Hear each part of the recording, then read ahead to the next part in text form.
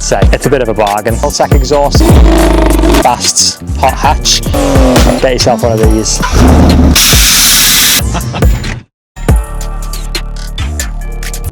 So guys, welcome back to Rev-it UK. My name is Sam, and of course we're in our BMW E92 M3. As you can probably see in the rear view mirror, it's not just a standard one. This one is actually wrapped in full 3M 1080 satin metallic dark grey, wrapped by APM Customs. All the door shuts and everything are all done, so it looks stunning. It's got a big fat GTS wing. I don't know if you can see that in the rear view mirror. Yeah, these cars are very special to me. I personally own a 330D E92, and one of these would be realistically my next car if I can find one which is affordable. But yeah, I absolutely adore these cars. So I'll run through a few specs on it. It comes from factory with a 4-litre naturally aspirated V8 engine. I think it's the S65. This one has the DCT box, which is also in the F10 M5 and a few of the later models, but this is the first iteration of the DCT. It also came in a 6-speed manual, but personally I think it would have to be the DCT for me. 7-speed, I mean, you're not going to get great fuel economy in this, but at least with the DCT you get 7 gears. As I pull away now, like only 3.5k that, but sounds absolutely phenomenal.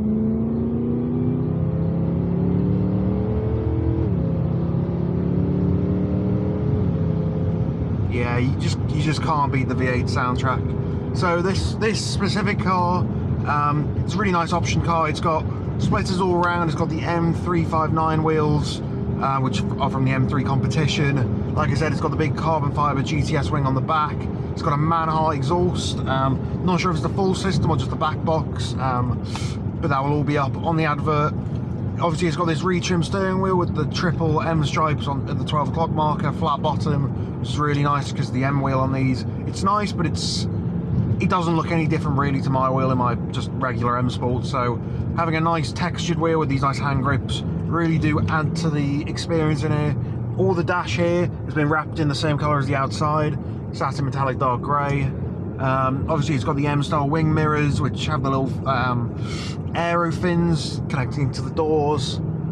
Inside we have the Logic 7 surround sound, obviously the iDrive. It's the CCC nav, which isn't that old. It looks a little bit dated just by the quality of the screen, but still works flawlessly. This one has the EDC, so the electrical damper controls. It has 2 settings for that just down here. That's really what you want to look for when you're getting an E92, is the EDC and the other good factory options. They really hold their money well. So I'm going to take it down little country lanes we know near our unit in North Wales, D-side. Then do a few cinematics of the car, and then we'll go for a little drive once it's fully up to temperature. But I'll just let you have a little sound, a little listen to this amazing naturally aspirated V8.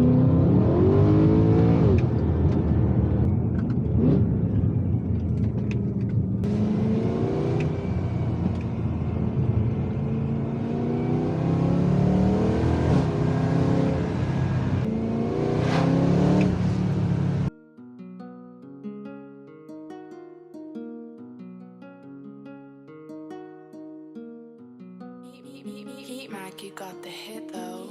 You got the hit though.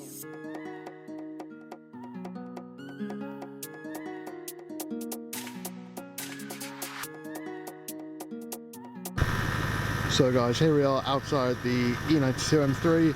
So I'll just run you around the outside, show you some features of our specific one, and go through some of the factory spec.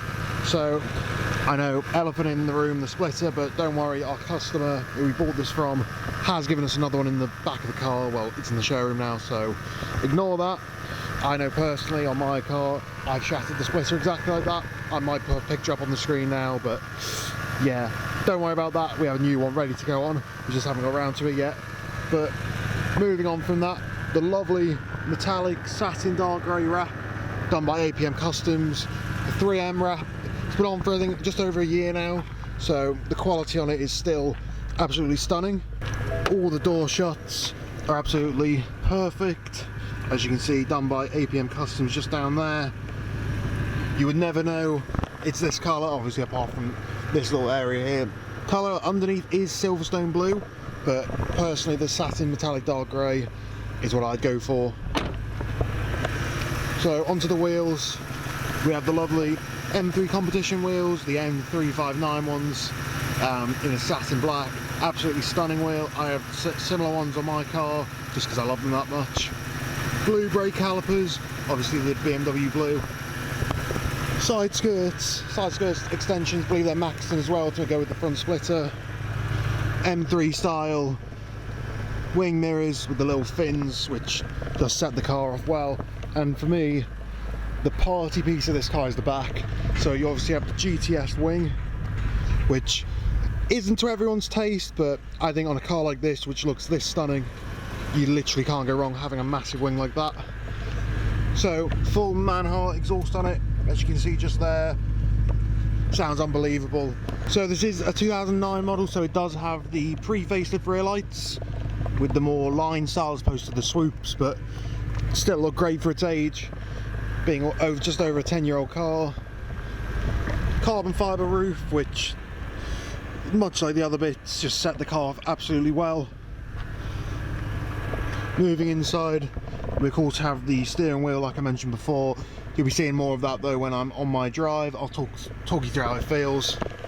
The M3 seats, which might at first glance not look that different to the M Sport seats, but personally as someone who's sat in the M Sport seats for a fair amount of time now, these ones hug you a lot more.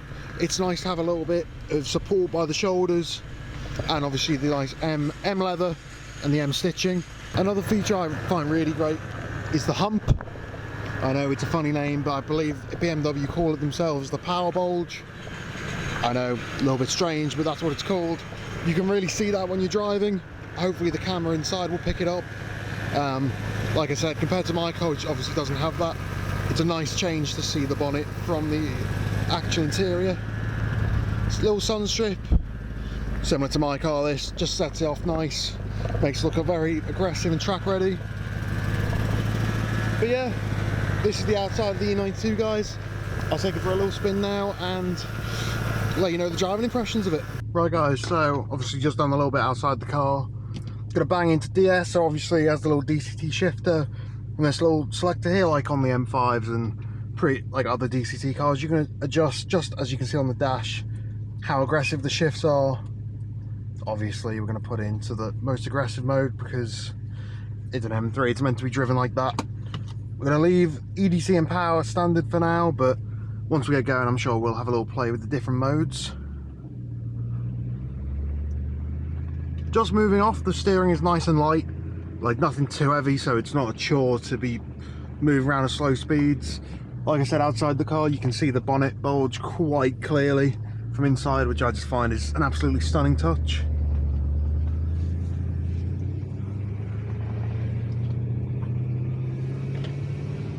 Everywhere you go in this, not sure if the camera will pick that up, you just get looks from absolutely everyone. Obviously the big wing, the wrap, the sound, how wide it is, it's just really an unbelievable car to be in. But yeah, this steering wheel's nice, feels great in the hands, even just at the slow speeds. Like it's got the Alcantara side pieces, which are just nice to hold. Feel a bit sporty with like the hand grips on it. So I'm going to put it into power mode now and see if I can feel much of a difference. So we're going to turn the gearbox up because I find in the slowest mode it actually holds a higher gear, higher gear, which I suppose if you're just driving around town, you're just going to work, you'd probably rather in that, but if you're out for a little spirited drive you want it in the faster mode and to hold in a slightly lower gear so you have a bit more torque. Yeah, going to take it onto the high road just here, give it a little blast, and then we'll take it back down this lane, do some twisties, and then we'll head back to the unit.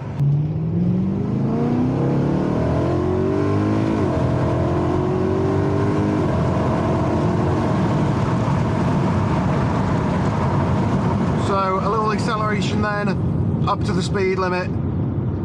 Yeah, this car is unbelievable. Obviously it's very different to my own car being a diesel and a turbo and this being an NAV8. You don't have as much low down torque, but as soon as you get above about 5k you just feel the car pull you along, and this gearbox is absolutely unreal.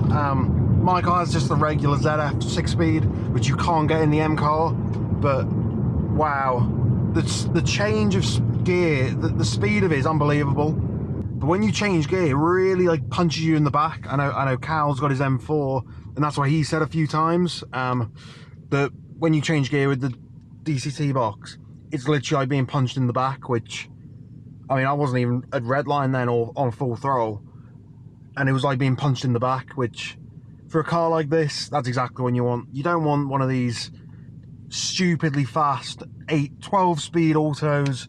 You want a raw experience, especially in a V8.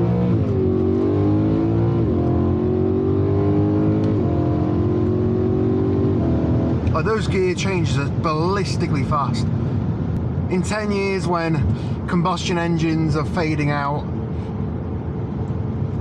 this is a car that people are going to look back on and say, wow, what a car it was. Obviously, it was the only ever V8 M3. Obviously, the brand new G80 is a V6, well, straight 6. Callum's is a straight 6 twin turbo. This is a V8. E46 was a straight 6 NA. This is a special car. Obviously, like I've said before, and I've said many times on this channel, I absolutely adore these. I would absolutely love one in the future, but for now I'm going to have to make do, moving this around our unit when we need to. Obviously I'm going to be the volunteer to move it. So we're going to go back down this little country lane now and see how it handles with the EDC and power mode on. And yeah, I'll give you my thoughts and opinions on that.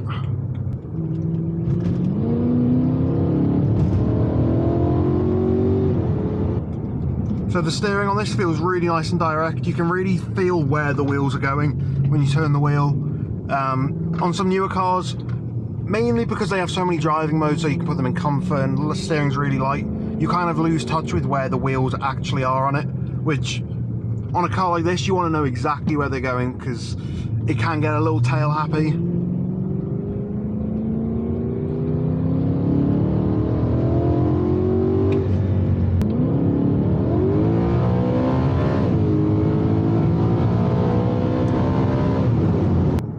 If you want one car to really do it all, I don't see why you'd look any further than an E92 M3.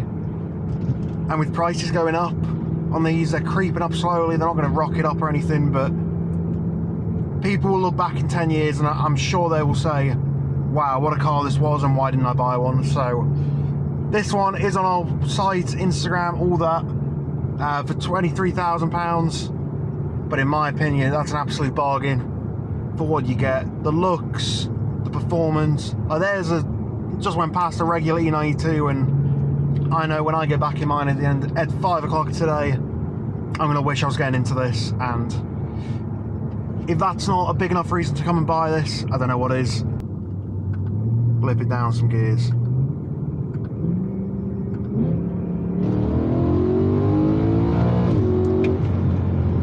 So that's nice. I'm not sure if you just picked that up. The shift lights on the rev counter, I'm not sure it's because I put that into M mode. I forgot I did have an M mode in this. So I put that on, so it's in dynamic traction mode, obviously M mode. I think that just tightens everything up a little bit. I'm sure it's configurable through the iDrive, but yeah, that'll be the last little blip I do for now. But I hope you have enjoyed this video. I hope I have portrayed how special and dynamic this car is to drive and just to live with, really. Like I said, it's on our website, it's on our Instagram, it's on our Facebook. Please feel free to contact us if you are interested in it. But for now, my name's Sam, and I hope you have enjoyed this review of this 4-litre naturally aspirated BMW E92 M3. Cheers, guys.